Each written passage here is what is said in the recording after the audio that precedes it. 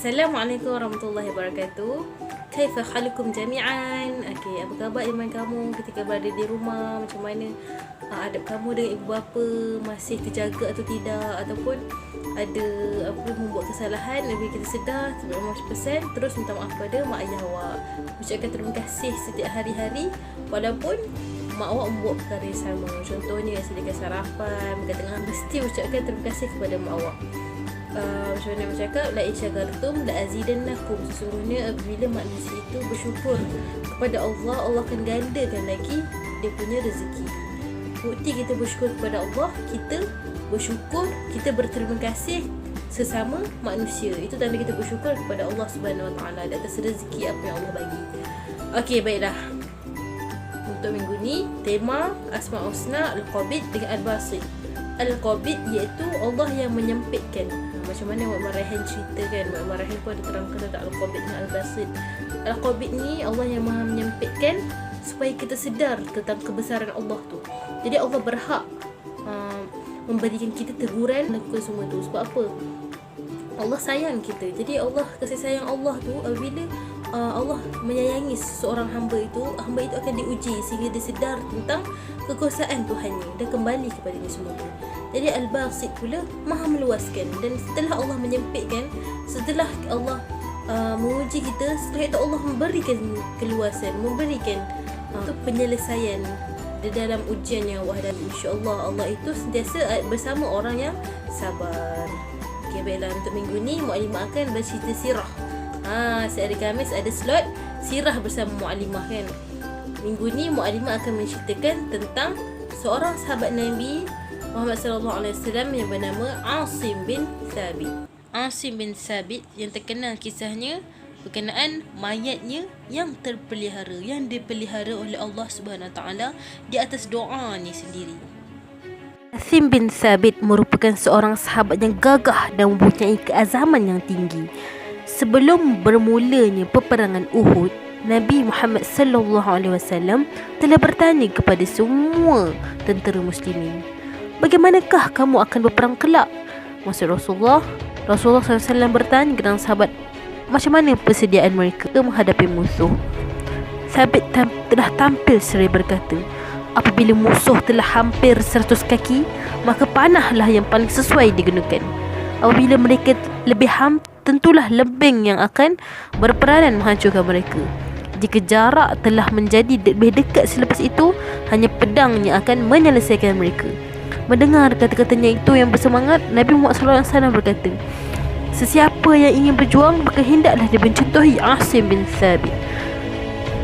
Berdasarkan apa yang Asim bin Thabit cakap tu, umpama macam tak ada alasan untuk dia berundur, dia akan terus ke depan dan akan macam mana sekalipun dia akan hancurkan tentera musuh Islam. Asim bin Thabit ni terkenal dengan dia punya pedang banyak membunuh beribu-ribu musuh, sehingga dia adalah di antara sahabat yang ramai musuh berdendam. Sebab apa? Dia membunuh dengan banyaknya orang menggunakan pedang dia, dan pedang sendiri dan juga semangat yang ada dalam diri. Baiklah, kalau awak ingat, peperangan Uhud berlaku atas sebab dendam ramai orang kafir musyrikin, termasuk Hindun sendiri. Hindun ni dia dendam, dia nak bunuh Sayyidina Hamzah. Dia paling bersemangat menyokong pembalasan dendam di dalam peperangan itu. Dia meletus peperangan Uhud seperti yang dijanjikan kepada Rasulullah SAW. Asim telah keluar umpama singa garang yang kelaparan. Beliau telah berhasil membunuh anak-anak lelaki kepada Sulafah bin Sa'ad. Ketiga orang ini terbunuh di tangan Asim bin Thabit. Pembunuhan yang dilakukan terhadap tiga ahli ini telah membangkitkan rasa marah diikuti dengan dendam untuk menuntut bala terhadap kematian. Walaupun Hindun gembira atas sebab kematian Hamzah dalam peperangan Uhud, tetapi bagi Sulafah tidak gembira baginya kerana orang yang disayang terbunuh di tangan Asim bin Thabit. Dia kata, aku tidak akan makan selagi mana aku tidak membalas dendam ke atas kematian mereka.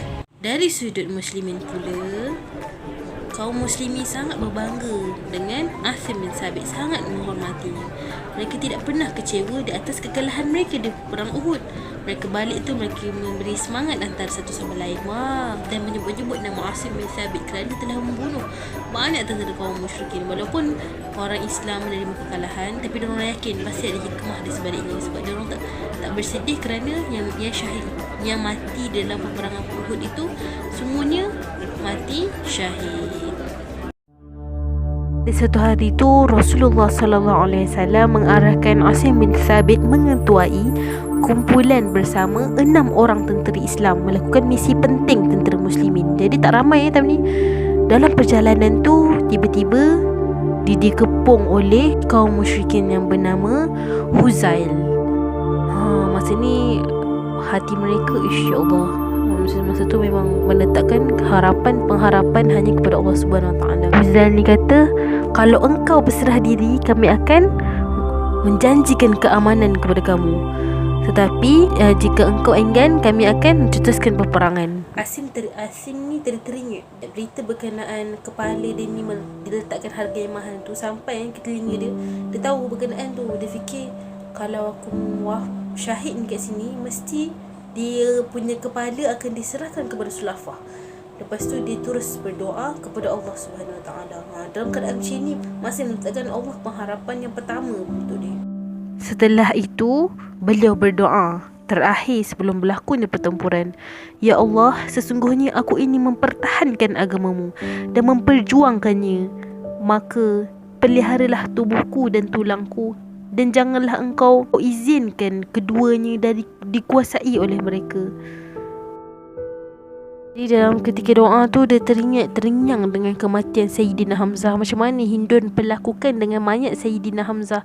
Dia teringat orang musyrikin punya dendam ke atas orang Islam, ke semua orang Islam dalam banyak yang mati syahid ketika perang Uhud. Dia teringat semua tu. Jadi buatkan lebih semangat lagi. Asim merasa yakin akan bantuan Allah dan perlindungannya dari musuh-musuh Islam. Asim memulakan peperangan serangan disertai dengan 2 orang sahabatnya. Jadi 3 orang lawan 100 orang, bayangkan. Jadi 3 orang lagi ni berserah diri kepada kaum musyrikin. Setelah berperang-perangan, akhirnya 3 orang ni mati syahid, termasuk Asim bin Thabit. Nak dipendekkan cerita, 3 orang yang merasa yakin dan dia akan selamat dengan kaum musyrikin ni, rupa-rupanya dia mendapat layanan seburuk-buruknya. Jadi sebenarnya orang musyrikin takkan boleh dipercayai. Dia layan teruk dengan 3 orang yang sebagai tawanan tadi. Tetapi musuh-musuh Islam tadi tak sedar bahawa salah seorang yang dibunuh itu merupakan Asim bin Thabit. Jadi Asim bin Thabit termasuk 2 orang sahabat dia yang lain syahid ketika dalam peperangan itu. Dan mereka teringat akan tawaran mereka tidak perasan yang di antara yang syahid itu adalah Asim bin Thabit. Setelah mereka ingat tentang tawaran yang diberikan oleh Sulafah tadi tu, diorang pun patah balik. Sulafah kata siapa yang dia teringat Sulafah kata siapa yang terjumpa dengan kepala yang dapat bawa balik kepala Asim bin Thabit ni, dia kata dia nak buat Asim bin Thabit ni punya kepala sebagai cawan tempat untuk dia minum arak. Bayangkan, nak jadikan kepala Asim bin Thabit tu sebagai cawan dia untuk minum arak. Begitu hinanya dia sebab dia dendam atas kematian ahli keluarganya. Jadi apa yang terjadi apabila mereka patah balik untuk mengambil mayat Asim bin Thabit? Tiba-tiba segerombolan lebah berkerumun di situ, sehingga kan terlalu banyak lebah sampai diorang tak dapat nak masuk sebab terlalu memenuhi ruang tempat mayat Asim bin Thabit tu kan. Tapi dia terlalu banyak dan dia menyengat mereka. Jadi mereka berputus asa dan balik semula. Tak apalah, esok je lah kita datang balik semula ke sini untuk mengambil mayat Asim bin Thabit ni. So diorang pun balik. Keesokan harinya diorang pun usaha datang lagi. Tiba-tiba dengan kuasa Allah Subhanahu Wa Taala, hujan lebat selebat-lebatnya, lebat sehingga kan laju lebat dan deras sangat di tempat tu je, di tempat Asim bin Thabit je. Kat tempat lain tak hujan. Sehingga kan umpama macam hampir nak banjir kawasan tu. Airnya yang sangat deras. Sehingga kan air yang deras tu membawa mayat Asim bin Sabit bersama sahabatnya di tempat lain. Jadi lepas dah kata tak apalah, dah lebat sangat dah ni, kita baliklah dulu, reda nanti kita akan datang balik. Tapi dengan izin Allah, lepas dah kering, mayat Asim bin Sabit dibawa arus dan tiada mayat Asim bin Sabit di situ. Sehingga sekarang diorang tak bertemu, tak berjumpa di mana Allah simpan mayat Asim bin Sabit tu. Tak tahu di mana dia berada. Jadi dengan kekuasaan Allah, atas sebab doa Asim bin Sabit, Allah pelihara dia sehingga akhir hayatnya. Subhanallah. Jadi subhanallah, kisah Asim bin Sabit ni sangat mengajar kita sesuatu berkenaan doa. Macam Mak kata, qabid, iaitu menyempitkan. Allah menyempitkan, contoh Allah menyempitkan keadaan kita supaya kita sedar betapa kuasanya Allah SWT. Tapi kita punya pengharapan masih terbuka luas, iaitu berharaplah kepada Allah, sentiasalah berdoa kepada Allah.